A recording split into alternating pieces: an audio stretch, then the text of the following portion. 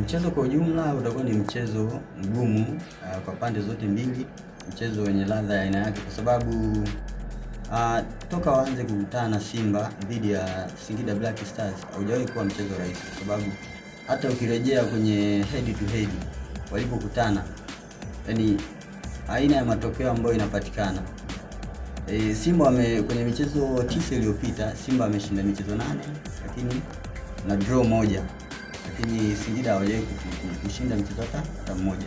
Kwa hiyo lakini pamoja na ushindi huo wote, yani kumekuwepo na matokeo ya ambao sio ya goli nyingi sana. Kwa hiyo utakuta ameshinda 2, ameshinda 3 kwa 2 hivyo. Kwa hiyo na maana yake ni kwa namna gani ni mchezo ambao sio rahisi pindi wanapokutana wawili hao, lakini sambamba na hilo ni kwamba wote wana uhitaji wa alama 3.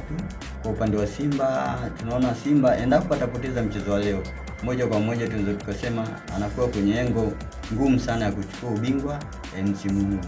Lakini pia Singida naye yupo kwenye hatua za kujipapatua ili kusudi awe kwenye top 4 ile ili kusudi aweze kushiriki shirikisho barani Afrika. Kwa hiyo ushindani utakuwa kwa timu zote mbili, ukizingatia uhitaji wa alama, lakini pia hata ukirejea kwenye matokeo yao ya mechi zilizopita, Simba ametoka anaenda kwenye mechi ya leo akiwa na confidence ya ushindi wa mechi iliyopita dhidi ya Mtibwa Sugar goli 3, lakini pia Singida Black Stars naye ataenda akiwa na confidence akiwa ametoka kushinda kwa magoli 3 dhidi ya Tanzania Prisons. Kwa hiyo unaona kabisa kwamba kila mmoja ana uhitaji wa alama 3, lakini pia matokeo ambayo yameyapata kwenye mechi iliyopita yanampa ile hali ya kujiamini kutokana na mechi yenyewe. Lakini so far ambacho kinaweza kikaamua matokeo ya leo ni mbinu za walimu pamoja na game approach ya walimu kwa pande zote mbili.